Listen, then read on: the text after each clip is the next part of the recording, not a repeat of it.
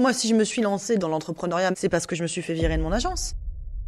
Je suis Juliette Cadeau, je suis une entrepreneuse dans la communication. J'ai créé mon agence de communication qui s'appelle Cadeau, donc évidemment, avec un nom pareil, on en profite. Communiquer, créer du contenu, ça prend énormément de temps. Donc si t'aimes pas, aïe. La variable de kiff est hyper importante en communication. Jamais je négocie avec quelqu'un qui dit personne n'accepte. Il y a la passion au début, moi c'est ce qui m'animait, j'ai l'impression que je fais que ça. Je bosse. Les loisirs, il y en a plus trop et c'est que le boulot. Le problème des métiers passion, c'est qu'en fait les ups ils sont incroyables, mais les downs ils sont vachement durs. Si t'es pas passionné, ça veut dire que t'es masochiste. Bonjour à tous, j'espère que vous allez bien. Nous voici dans le deuxième épisode du podcast H24 où j'invite les entrepreneurs et les créateurs de contenu à nous partager les coulisses de leur business. Et aujourd'hui, j'ai la chance d'accueillir Juliette Cadeau, qui est une experte en communication, CEO de l'agence Cadeau et aussi une créatrice de contenu. Bonjour. J'adore l'intro. Ça va Dimby, merci beaucoup de me recevoir. Merci à toi d'avoir accepté. Avec plaisir. Est-ce que pour les auditeurs qui ne te connaissent pas, est-ce que tu pourrais te présenter s'il te plaît ? Bien sûr, donc tu l'as déjà très bien fait, mais effectivement, donc moi je suis Juliette Cadeau, je suis une entrepreneuse dans la communication. J'ai créé mon agence de communication qui s'appelle Cadeau, donc évidemment avec un nom pareil, on en profite, ou agence Cadeau, je sais pas, parfois je l'appelle plutôt l'agence s'appelle Cadeau, mais on l'appelle l'agence Cadeau parce que comme c'est mon vrai nom, c'est un peu confusant, tu vois. Et à côté de ça, j'ai d'autres projets entrepreneuriaux qui commencent à prendre forme aussi, toujours dans la com, le market, etc. Et effectivement, je suis créatrice de contenu depuis 2 ans.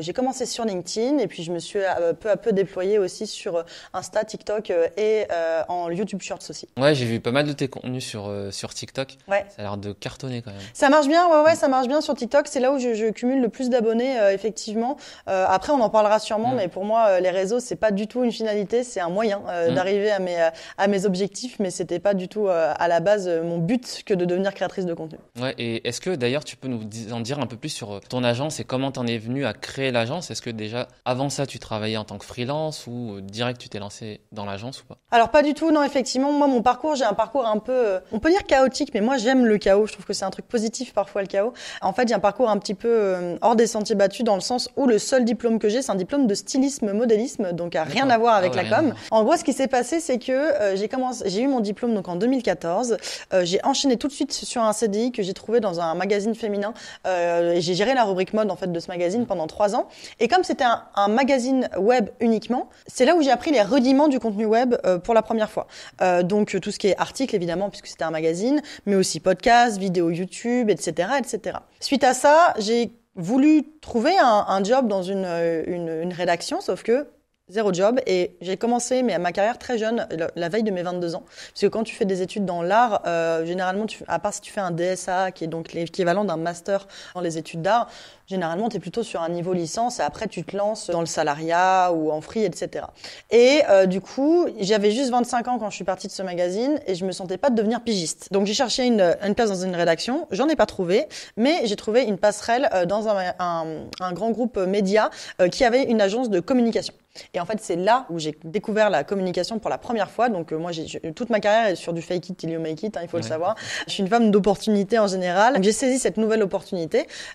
Et en fait, tu vois, Dimby, il y a un truc qui était ouf, c'est qu'en fait, quand je faisais du stylisme, je me suis toujours dit, c'est bien, mais je suis pas tout à fait à ma place. Journalisme, pareil. Et là, la com, évidence, j'y allais, mais vraiment sans y croire. Et je me dis, mais en fait, c'est ça que je kiffe, la strat, etc.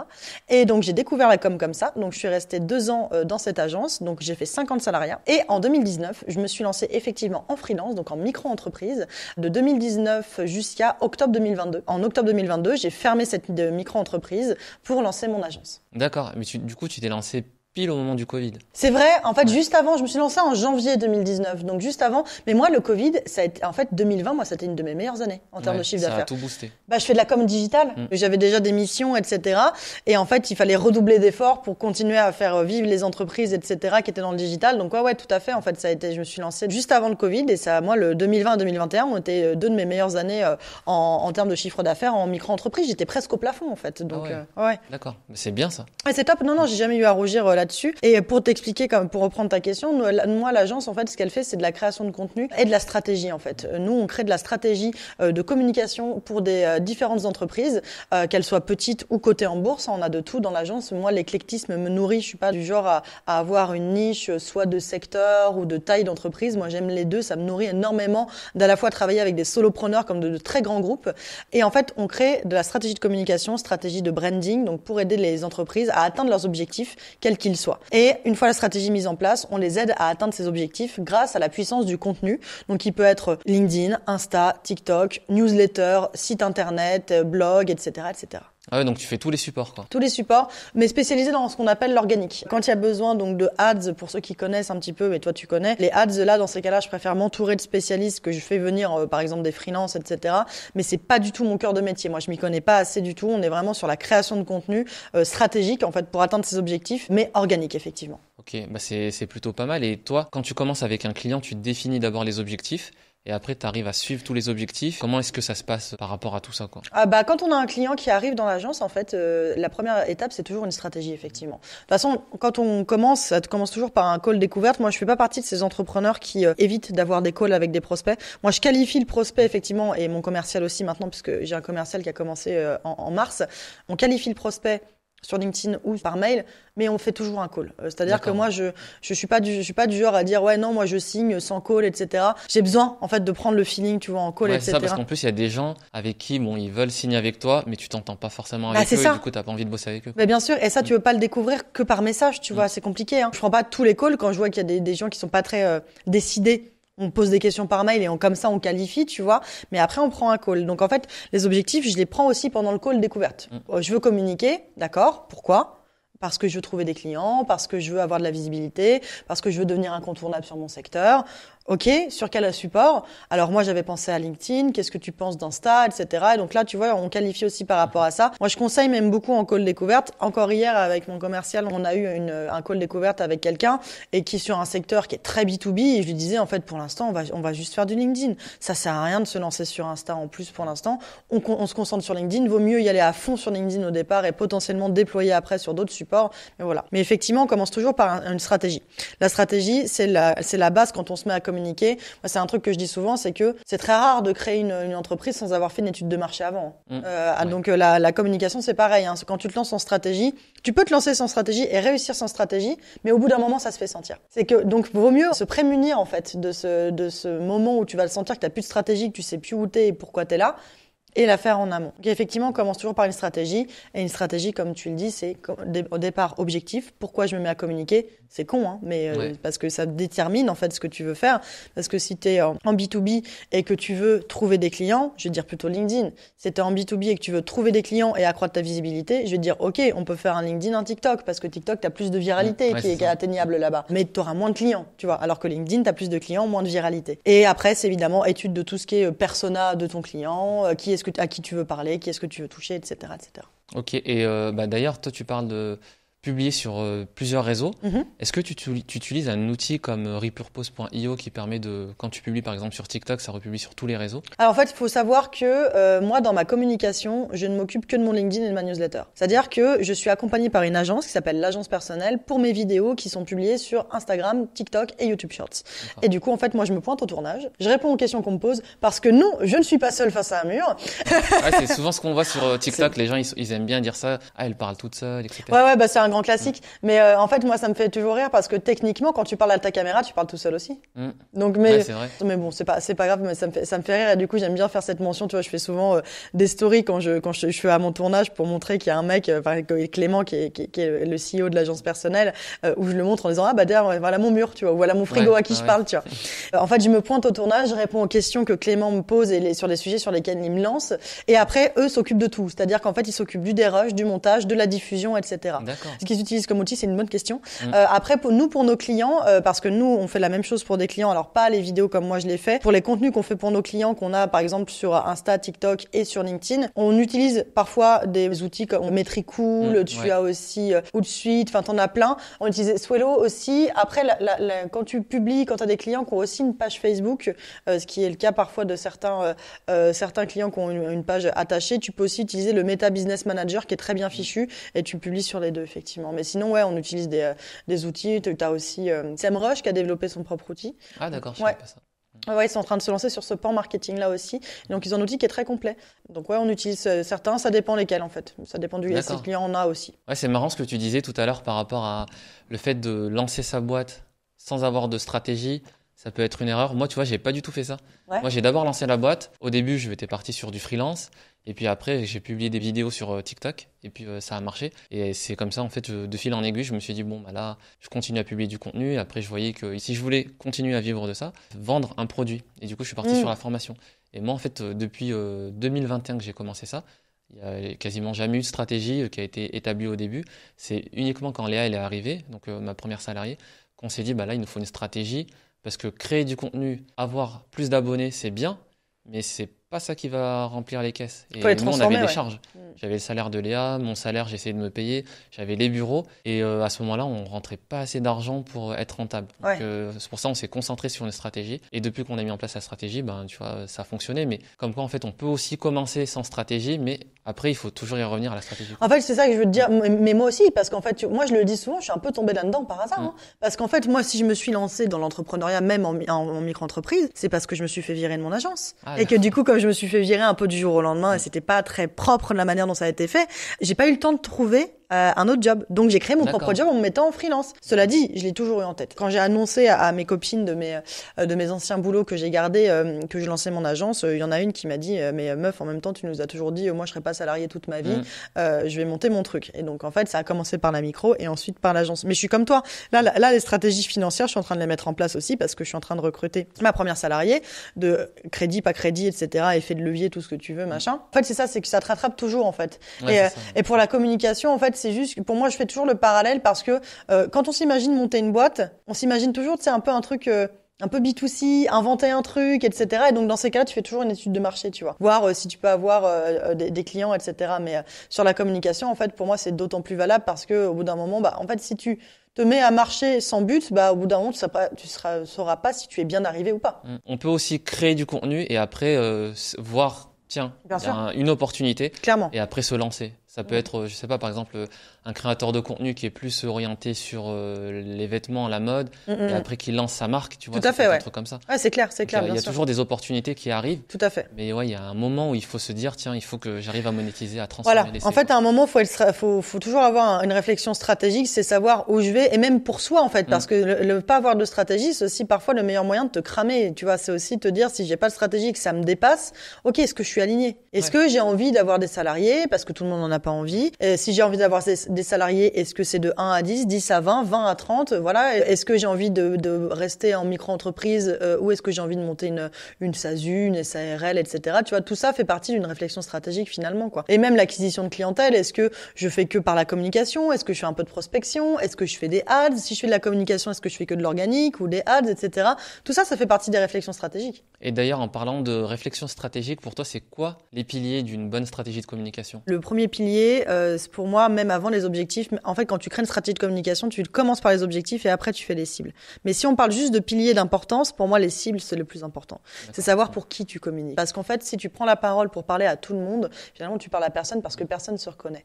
Et surtout aujourd'hui, ça ne fonctionne plus. Puisqu'aujourd'hui, on a le choix en tant que consommateur, qu'on soit un consommateur B2C ou B2B, ce que l'on est tous. Tu as un embarras du choix, mais incroyable, en fait, entre plein de services différents, plein de produits différents. Comment tu choisis? Généralement, c'est parce qu'en fait, tu as l'impression de te reconnaître dans le discours de la marque. Ça te fait marrer, ou te parle parce que, par exemple, si tu parles de marque familiale qui parle aux familles et donc on comprend ce que tu vis en tant que parent de jeunes enfants, d'enfants plus grands, etc., etc.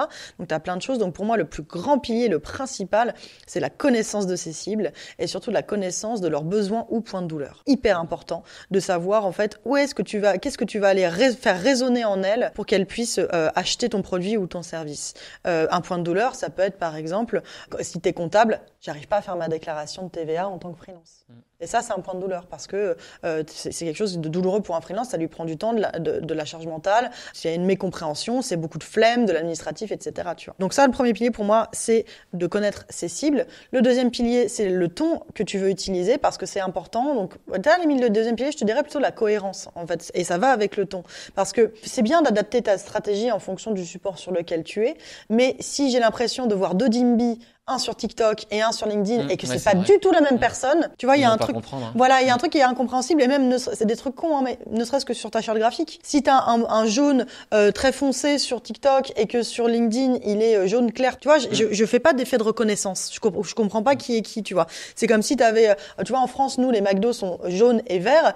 C'est comme si on avait celui-là à côté à 500 mètres qui était rouge et vert et celui à 20 mètres il était jaune et vert, tu vois. Tu comprends pas. Est-ce que c'est le même? Est-ce que c'est la même chose ou pas, tu vois? Donc ça, il faut que la personne, quand elle voit sur un réseau, si elle passe sur un autre réseau, elle reconnaît tout de suite, sans forcément aller voir le nom. Exactement. Comme ça, elle se dit, ah, c'est lui, je l'ai déjà vu, etc. Exactement. Ah, il me dit quelque chose. Ouais, c'est puissant après. Exactement.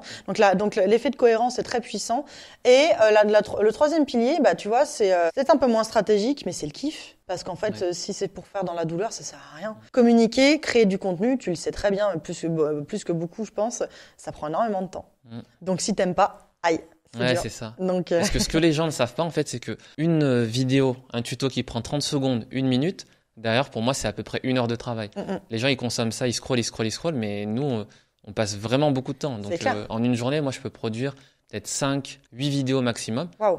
Et c'est vraiment une journée, tu vois, remplie, je donne tout, quoi. Ouais, c'est clair. Et c'est fatigant. Et en fait, et le contenu, en plus, le problème, c'est à la fois la beauté et la malédiction du contenu, c'est que c'est une bête qui est sans cesse affamée. Donc, en fait, il faut toujours nourrir.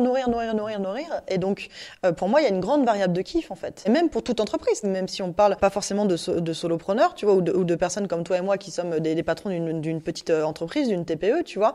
Même pour un grand groupe, il faut aussi se retrouver ses valeurs, avoir l'impression d'être aligné, en fait, avec tout ça, que le codir soit aligné avec la manière dont c'est communiqué, etc. Donc la variable de kiff est hyper importante en fait dans la communication. Sinon après t'as plus envie de te lever le matin, de continuer et puis tu vas te dire bon ben ça y est j'ai fait le tour, je vais me lancer sur un autre projet, quoi. C'est ça. Et puis même c'est le meilleur moyen de tout arrêter. Le problème que l'on a quand on en a marre, c'est pas qu'on diminue, hein. C'est qu'on arrête complètement. On envoie tout valser. En fait, tout ce qu'on aura fait depuis le départ aura été peut-être un peu vain ou alors on aura un peu gâché entre guillemets tout ce qu'on aura fait, tu vois. Ouais, je comprends. Et ben, du coup, on a parlé un peu des erreurs. Ouais. Et moi, ce que j'aimerais savoir, c'est que ben, toi comme moi, en tant qu'entrepreneur, la trésorerie, c'est assez chaud. Ben, j'ai cru comprendre dans une de tes vidéos que tu avais des fois des problèmes de paiement. Ouais. Et que tu avais une petite solution à nous recommander. Parfois, c'est le problème aussi de travailler avec des grands groupes. Tu as des grands groupes, parfois, c'est des paiements à plus 60 jours. Donc, tu as intérêt à prévoir ta trésorerie. Après, t'as aussi des gens qui, parfois, sont un peu mauvais payeurs aussi. Ça arrive, hein, malheureusement. Après, c'est pas non plus une botte secrète qui marche à tous les coups. Mais moi, la menace des pénalités de retard, je l'ai sortie plus d'une fois. Et en fait, parce que les pénalités de retard, c'est intéressant. Pourquoi? Parce qu'en fait, les pénalités de retard, en soi, sur le calcul, ça va pas changer énormément de choses sur la facture. Mais c'est un peu humiliant. Ça te rappelle un peu que t'as pas payé. Et du coup, ça réveille, ça pique un peu l'ego de la personne qui t'a pas payé, qui du coup va dire, oui, c'est bon, j'arrive, tu vois. Donc moi, j'utilise souvent ça. La menace des pénalités de retard est quand même intéressante. Il faut toujours le faire en bonne intelligence. C'est-à-dire que les pénalités de retard, il faut savoir que c'est quand même dangereux. C'est-à-dire que ça peut rompre un dialogue avec une personne, hein, parce que c'est de l'ego, encore une fois. Hein. Tu dis à quelqu'un, t'as pas payé, donc tiens, tu te prends des pénalités de retard. Difficile. Du coup, moi, ce que je fais, c'est toujours privilégier le dialogue. Toujours et jamais le rompre. Jamais rompre le dialogue. C'est-à-dire que même si la personne, elle te ghost, tu continues.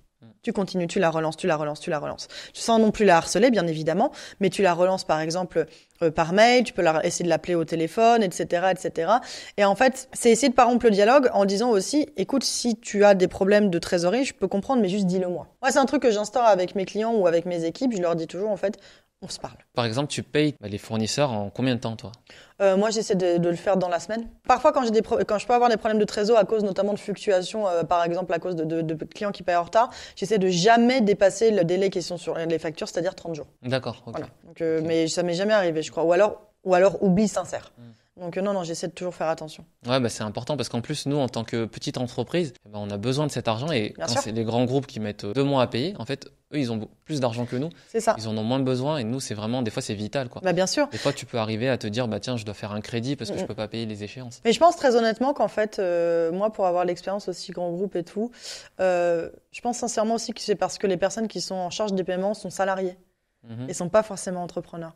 Quand tu es entrepreneur, entre petits entrepreneurs, par exemple, quand tu travailles avec des freelances, si toi-même tu as été freelance avant, généralement tu paies rapidement parce que tu sais ce que c'est. Tu sais ce que c'est que d'avoir des retards de paiement et du coup tu veux pas faire subir ça. Si t'es quelqu'un qui fait du biz de manière assez éthique entre guillemets, normalement tu payes pas en retard parce que tu sais ce que c'est que de courir après les factures et à quel point c'est une charge mentale de timbrer, etc. Tu vois. Mais après par rapport aux grands groupes, il y a aussi le fait que plus ils payent tard, plus, ils gardent de la trésorerie qu'ils peuvent utiliser. Bien sûr. Donc ça, ils jouent sur ça. Bien sûr. Après, moi, j'aime beaucoup travailler avec des grands groupes, mais c'est un risque qu'il faut accepter aussi. Ouais, C'est-à-dire que, tu vois, j'ai un post dans les brouillons, je sais pas si je le publierai, mais du coup, tu l'as en exclu, où je dis, en fait, qu'il y a beaucoup de gens qui veulent travailler avec des grands groupes, mais par contre, ils veulent tout, et ils veulent le beurre et l'argent du beurre. Ouais, c'est vrai. En fait, quand tu veux travailler avec un grand groupe, il faut accepter aussi les règles du jeu. Donc, en fait, les grandes phrases sur LinkedIn qui disent, ouais, je veux un paiement à 100% au départ, on va dire, c'est un grand groupe. Et puis, tout le monde n'a pas envie de bosser avec un grand groupe, hein, mais voilà, moi, je vois souvent passer des gens qui me demandent en privé comment on fait pour travailler avec des grands groupes, etc. Et qui après, derrière, font des posts LinkedIn en disant, ouais, moi, je travaillerai jamais avec quelqu'un qui accepte pas le paiement à 100% à la commande. Ça va être difficile. Il faut, en fait, accepter les règles du jeu.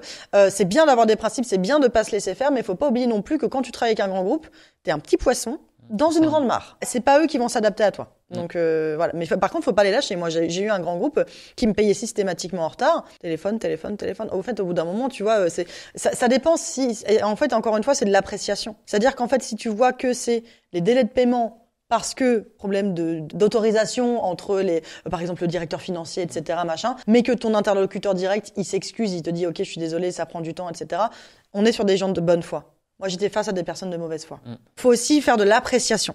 Voir, en fait, si la personne en face, elle est de bonne foi ou de mauvaise foi, si, en fait, c'est des mauvais payeurs, si c'est juste des grands groupes qui ont des taux de réponse très, très longs, etc. Ça arrive aussi. Mais pour le coup, faut toujours être dans l'appréciation aussi de ce que t'as en face. C'est de l'intelligence émotionnelle, d'appréciation de relation avec la personne. Et du coup, c'est toi qui t'occupes de tout ça, de suivre les paiements, de payer, etc. Ou t'as une personne qui le fait? Non, c'est mon assistante maintenant qui s'en occupe, Sarah. Et c'est pas mal aussi parce que du coup, elle fait mon œil de Sauron. Elle c'est même pas l'œil de Moscou, hein, c'est l'œil de Sauron. Elle surveille tout, elle sait tout, elle regarde, etc. Elle relance, elle me demande toujours parce qu'elle sait que certains clients, ça peut être plus ou moins des potes ou ça peut être plus ou moins des grands groupes. Et donc certains, elle me dit, bon bah eux, je sais que c'est des validations non, donc je ne les relance pas. Mais est-ce que si jamais dans 15 jours ils ont pas payé, est-ce que tu veux que je les relance, etc. Mais c'est elle qui surveille tout, qui relance, etc. D'accord. Et elle a d'autres tâches ou pas avec toi? Elle va faire tout ce qui est rédaction de contrats sur des modèles, bien évidemment, pour tous les prestataires qu'on fait rentrer, pas sur les salariés, parce que sur les salariés, là, je fais appel à des avocats. Elle va être aussi tout ce qui est réservé des trains, ce genre de choses, quand je me déplace, etc.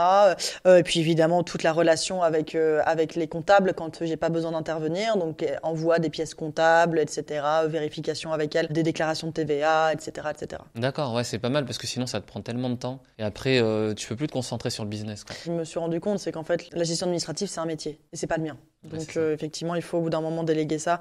Et oui, comme tu le dis, en fait, ça prend énormément de temps et beaucoup de charge mentale, tu vois. Donc, il faut prendre des gens compétents. Ouais. Là, à ce moment, je suis bloqué parce que je fais tout moi-même. Enfin, l'administratif, je fais beaucoup moi-même. Ok. J'ai du mal à déléguer et je pense que peut-être que tu me passeras le contact de avec Sarah. plaisir, ouais, carrément, avec plaisir. Et sinon, bah, vu qu'on parle d'argent, je voulais savoir, toi, par rapport à avant, ta vie avant l'entrepreneuriat, niveau salaire, tu t'y retrouves? T'es contente? Oui, bien plus. Bah, disons, alors après, j'étais très, très mal payée quand j'étais salariée. Ouais. Donc, mais oui, non, bien sûr, évidemment. Moi, c'est aussi pour ça que j'ai choisi le modèle de SARL, pour pouvoir, en fait, me sortir des salaires différents, si j'en ai besoin, tu vois. Parce que l'avantage de la SARL, pour ceux qui savent pas forcément, c'est qu'en fait, t'es un travailleur non salarié, donc t'es pas salarié de ta propre entreprise, en fait. Et du coup, tu peux te sortir, un peu ce que tu veux en salaire par mois, en justifiant que c'est la rémunération de dirigeant. Là où de la SAS ou de la SASU, il faut voter annuellement pour ton salaire et après tu vois tu t'es un peu tenu par rapport à ça. Enfin, je crois que c'est exactement ça, engueulez-moi dans les commentaires si jamais je dis des conneries, mais c'est aussi pour ça que moi j'ai choisi ce modèle-là de la SARL parce que ça me permet en fait de pouvoir me payer un peu plus, un peu moins en fonction de la trésor, en fonction de mes besoins aussi personnels, tu vois, parce qu'on n'a pas toujours les mêmes besoins chaque mois. Donc oui, bien sûr que je m'y retrouve, bien évidemment. Mais je me paye moins là en société que j'étais payée quand j'étais en micro. Parce que c'est pas la même manière de fonctionner. En micro, en fait, t'es une personne physique. En société, t'es une personne morale et une personne physique. Ta société est une personne morale et toi, t'es une personne physique. Donc, c'est pas exactement la même chose. En micro-entreprise, t'as un compte à part, mais c'est pas la trésorerie de ta société, etc. Tu vois. Donc, c'est différent. Mais oui, non, bien sûr que je m'y retrouve.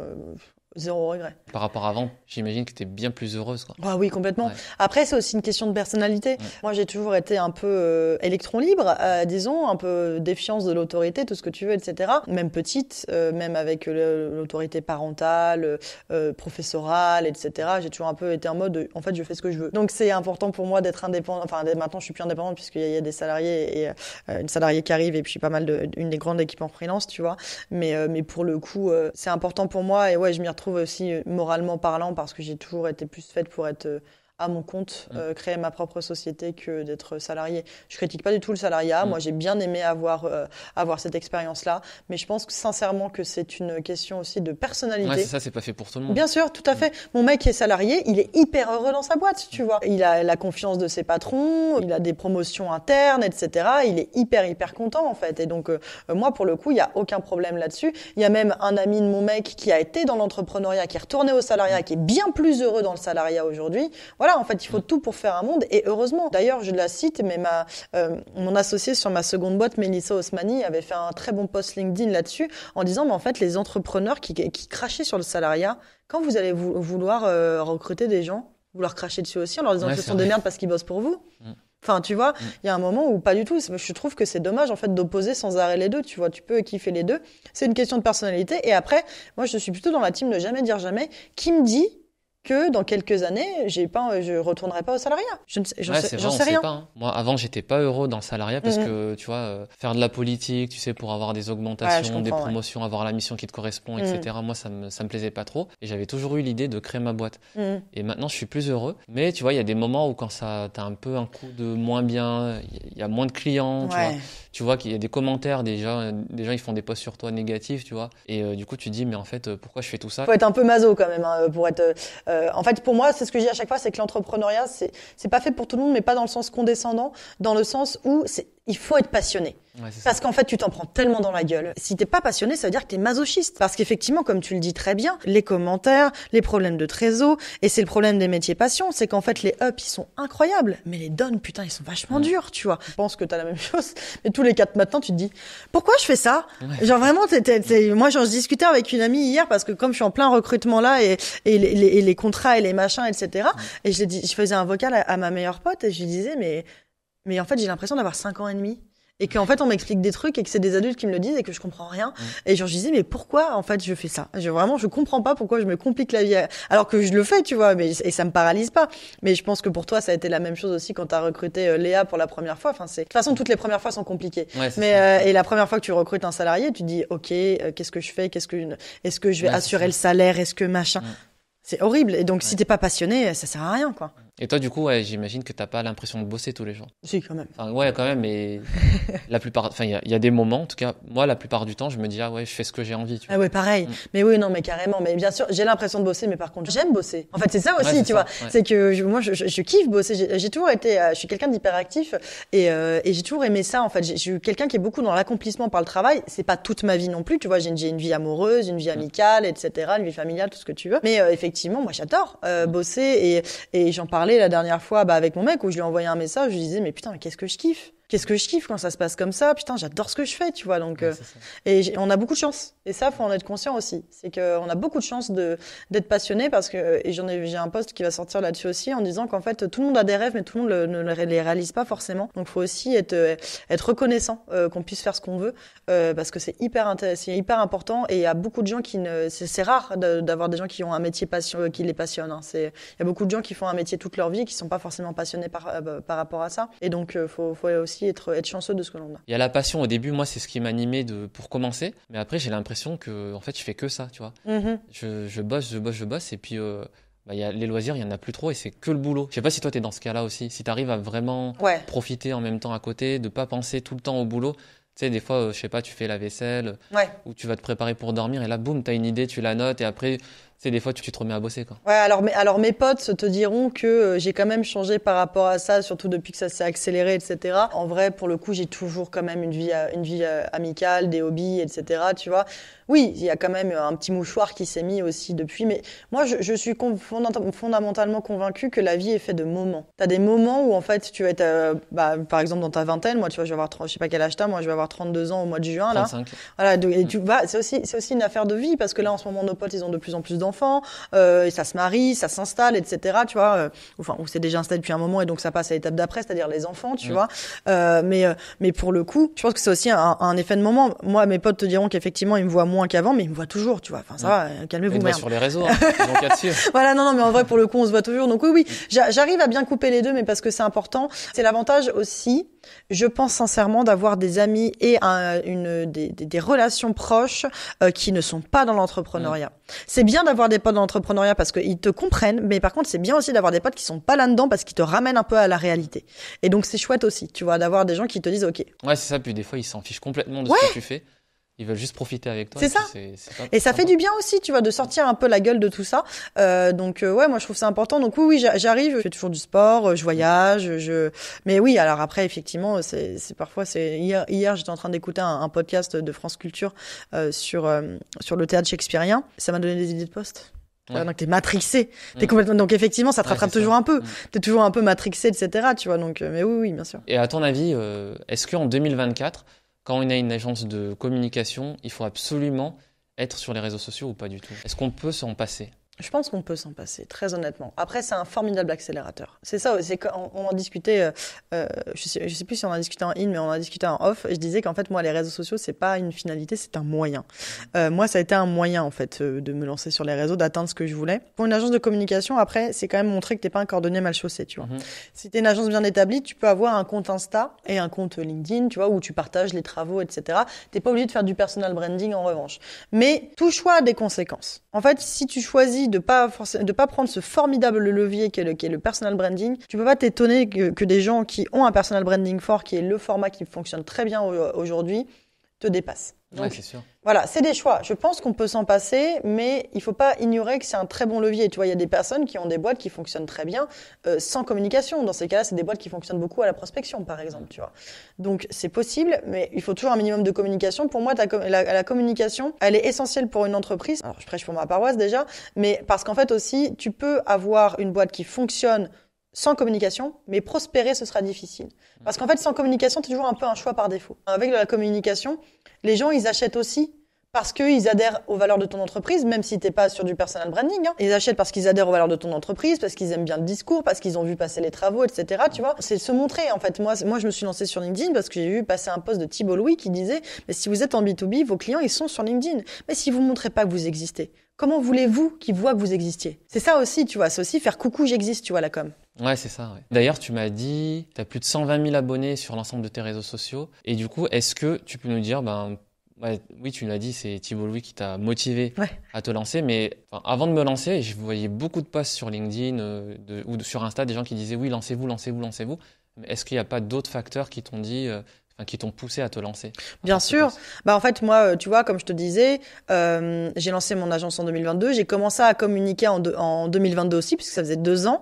Mais avant ça, j'avais déjà ma boîte. Et en fait, moi, ma boîte, faut savoir que donc ma micro, je l'ai fait vivre pendant 3 ans, oui, de 2019 à 2022, sans communication, sans prospection, uniquement grâce à la puissance de mon réseau, à la recommandation, etc. Tu vois, parce que j'ai l'avantage d'avoir naturellement un bon relationnel. Donc, tu vois, j'avais noué des liens forts, etc. avec des anciens collègues, anciens clients avec qui on a gardé contact et avec qui on a fait des missions ensemble. Mais en fait, moi, ce qui s'est passé, c'est que je me suis lancée sur LinkedIn parce que justement, mon plus gros client avait décidé d'internaliser la mission que j'occupais. À raison. Ça faisait, en fait, à la base, c'était une mission de 3 mois. À 3 jours par semaine, c'est transformé en 2 ans. Donc évidemment, tu as besoin d'internaliser au bout d'un moment quand tu vois qu'il y a un poste en fait qui est pris par un freelance que tu payes à la journée et pendant 2 ans à 3 jours par semaine, ça fait un trou dans les caisses, tu vois. Donc c'était un grand groupe, donc voilà, mais ils ont mis du temps à s'en rendre compte. Mais au bout d'un moment, ça fait un trou dans les caisses. Donc évidemment, tu vois, ils ont internalisé le poste et donc je leur ai dit, fair enough, pas de souci, tu vois. Donc on s'est quitté bons amis. Mais moi, je me suis retrouvée un petit peu au pied du mur. Et donc c'est comme ça que je me suis lancée sur LinkedIn. Donc effectivement, ça a été ça le facteur déclenchant, c'est le fait d'avoir perdu mon plus gros client et de me dire alors il y a rien qui rentre là, tu veux pas prospecter parce que t'aimes pas ça, donc ma cocotte va falloir te sortir des doigts, va falloir faire un truc quoi, tu restes pas comme ça les bras ballants à attendre. Donc c'est aussi pour ça que je défends beaucoup la puissance de la communication parce que j'en suis moi-même témoin. Et quand tu t'es lancé sur LinkedIn, est-ce que si jamais ça avait pas marché, t'aurais continué ou pas? Ouais, je pense. Tu penses? Je pense qu'en fait très honnêtement, j'aurais pas imaginé que ça aurait pas marché. Pourquoi? Parce que la communication, c'est mon métier. Donc, tu vois, au pire des cas, j'aurais pris une formation, j'aurais pris un truc, mais en fait, pour moi, là, tu vois, je me suis même formée à la prospection, pourtant, j'en fais toujours pas parce qu'en fait, j'aime pas ça. Donc, pour moi, c'était exclu. Là, c'est mon commercial qui s'en occupe, tu vois. La prospection étant exclue parce que je n'aime pas et je te parlais de la variable de kiff. La prospection étant exclue, c'est la com pour moi, en fait.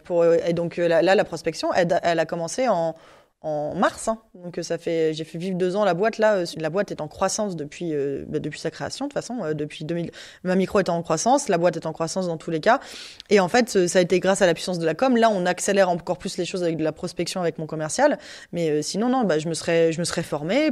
J'aurais craqué le truc au bout d'un moment. Comme je te dis, j'occulte pas le fait qu'un jour, potentiellement, je puisse retourner dans le salariat, mais pour l'instant, c'est pas une option. Donc, j'aurais continué, bien sûr. Ouais. Et surtout, quand tu t'es lancé, sur LinkedIn, c'est 2022, c'est ça? Tout à fait. Il n'y avait pas encore énormément de créateurs de contenu et je trouve que même aujourd'hui, il n'y a pas tellement de créateurs réguliers. En tout cas, il y en a qui postent de temps en temps. C'est ça. Mais qui postent plusieurs fois par semaine. On n'est pas si nombreux que ça. En fait, les gens ont l'impression qu'il y en a plein et que c'est saturé, mais en fait, c'est que c'est un momentum, encore une fois. C'est-à-dire que la différence avec les gens qui réussissent sur les réseaux et les gens qui réussissent pas, c'est que les gens qui réussissent, ils ont pas lâché. C'est ça. Donc en fait, la régularité et surtout la persévérance paye énormément. Sauf qu'en fait, il y a plein de gens qui se lancent, donc c'est pour ça qu'on a l'impression qu'il y a une foule incroyable. On en reparle dans 6 mois. Hein. Ouais, c'est ça. Les gens qui restent, il y en dans aura un mois. Hein. Bien sûr. Je me lance le défi de poster tous les jours pendant je sais pas combien de temps. Et après, ils arrêtent au bout d'une semaine. Ah non, ça a pas pris. C'est ça. Au final, moi par exemple, on en parlait avec Léa, on en avait fait un post dessus. Moi, ça a pris plus 1 an ou 1 an et demi sur LinkedIn pour que ça marche. Moi, ça a marché bien sur TikTok. TikTok, moi, ça a marché dès le début. Ouais. Insta, pareil. Mais après, je suis arrivé sur LinkedIn, ça marchait pas du tout. Ouais. Pendant plus d'1 an, j'ai posté plusieurs fois par semaine. Il y avait 1000, 1500 vues par post. Oui, d'accord, ouais. Tu vois. Et après, plus récemment, ça fait quoi, 1 an, on a commencé à poster 2, 3 ou 4 fois par semaine. Ouais. Et après, ça a bien pris. Et là, maintenant, je poste tous les jours, tu vois, et maintenant, tu vois, ça a explosé, quoi, LinkedIn. Et tu vois, c'est Caroline Mignot qui a une phrase très juste là-dessus, qui disait, en fait, ça marche pas jusqu'à ce que ça marche. Ouais, c'est ça. Donc, parfois, en fait, t'es à un poste d'abandonner, mais si ça se trouve, le poste d'après, c'est celui qui va te faire exploser. Tu vois, donc, c'est hyper important, en fait, de pas lâcher. Donc, oui, on a l'impression qu'il y a plein de monde, mais en fait, pas tant que ça, parce que moi, quand je me suis lancée, je peux te dire que depuis que je me suis lancée, des soldats, on en a perdu en route, hein. Ouais, parce que sur LinkedIn, t'as un truc très communautaire où tu parles avec certaines personnes et certains créateurs, tu vois, tu te soutiens les uns les autres. Je me rappelle de certains où on conversait beaucoup quand je me suis lancée en 2022. Je compte sur les doigts de la main ceux qui sont restés depuis ce temps-là, tu vois. Ouais, c'est vrai que c'est vraiment dur. Mais après, ceux qui sont persévérants, ils auront leur place un jour ou l'autre. C'est la vraie différence. Tu regardes même Squeezie, Lena Situation, ça fait combien de temps qu'ils sont là?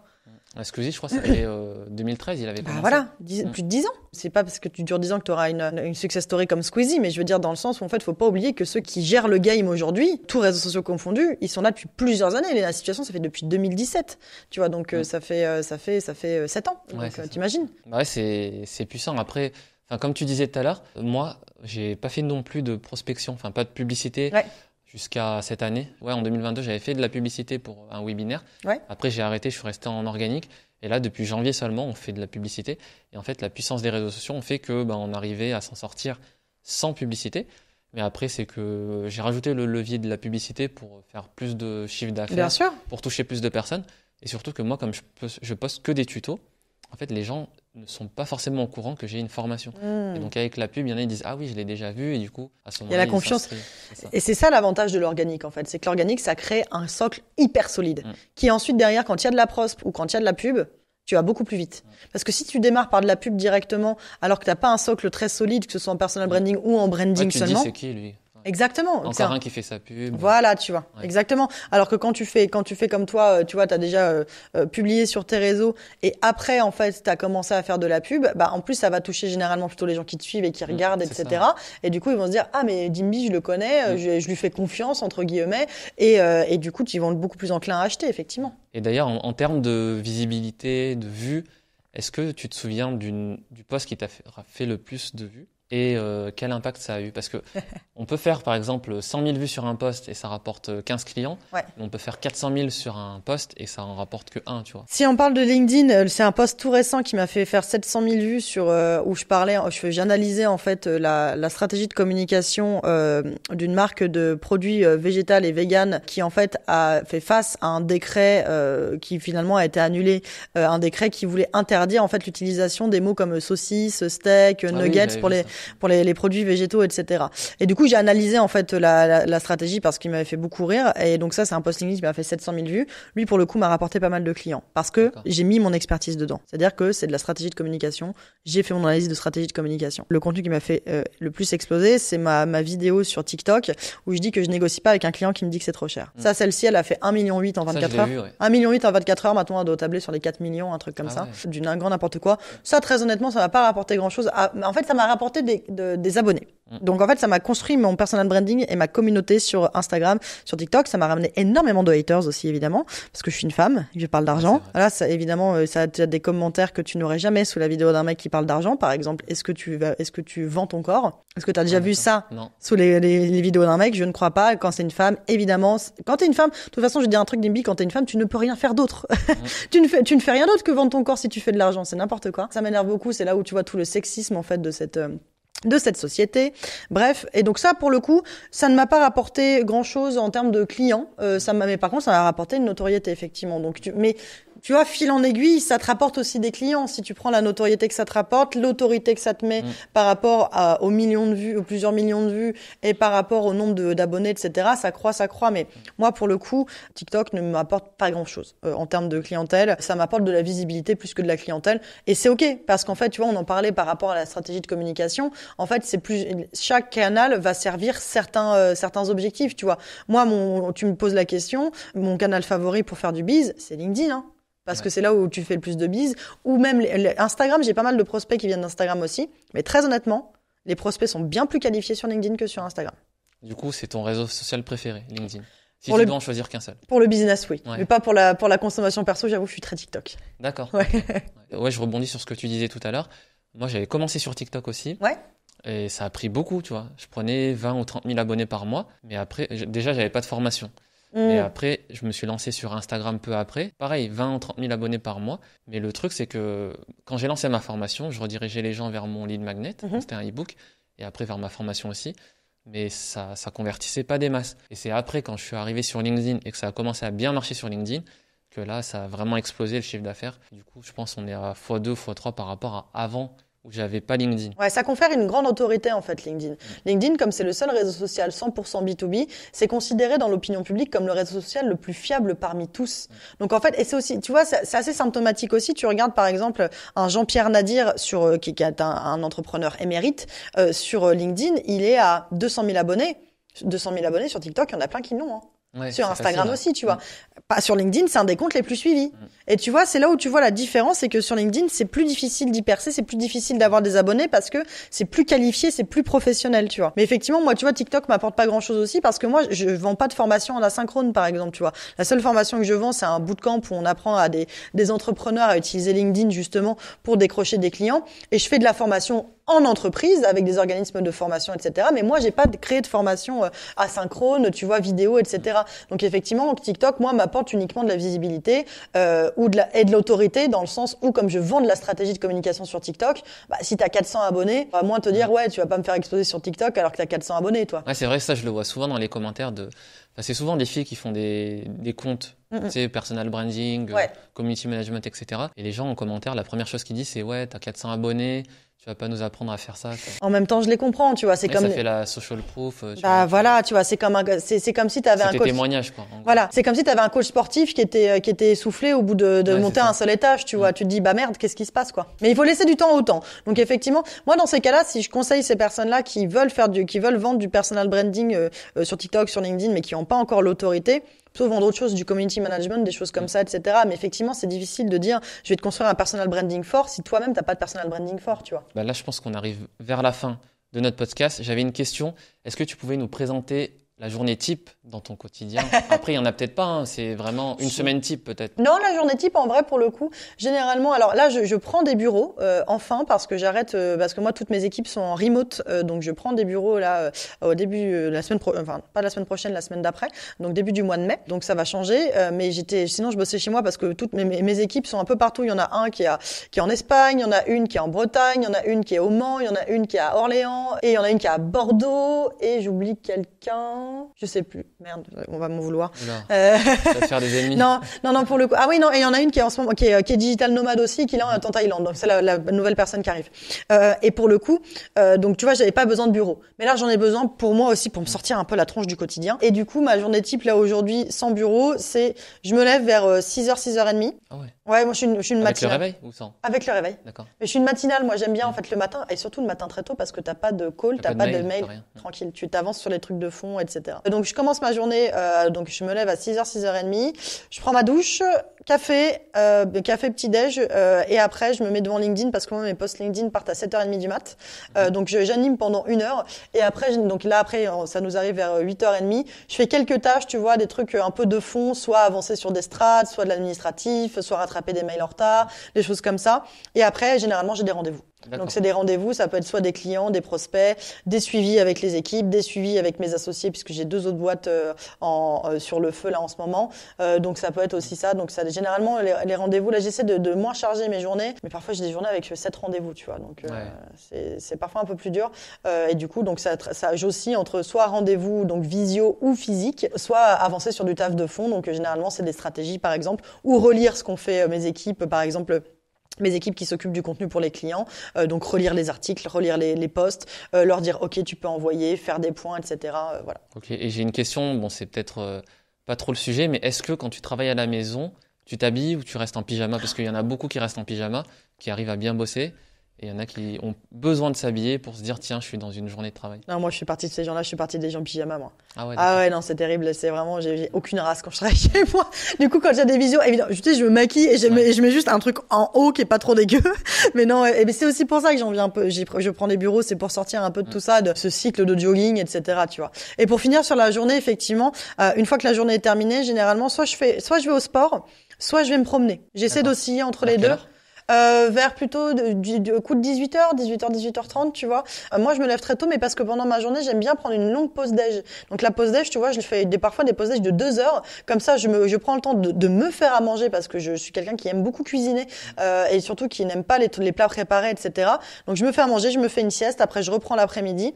Et le soir, soit je vais au sport, soit je vais me promener, soit sinon, c'est activité, soit prendre un verre avec les potes, aller au resto avec mon mec, ça dépend de ce qu'il y a de prévu. Du coup, sur une semaine, ça te fait combien d'heures de travail à peu près?